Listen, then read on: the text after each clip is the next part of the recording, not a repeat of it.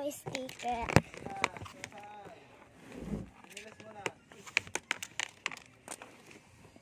Ayan o. Pamimigay ko to. Yan. Pamimigay ko yan. At nag-ano din po ako ng mga bracelet. Yan.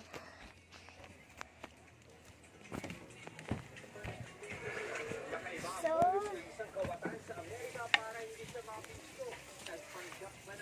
mag-comment lang po kayo kung anong pangalan ang ilalagay ko sa bracelet.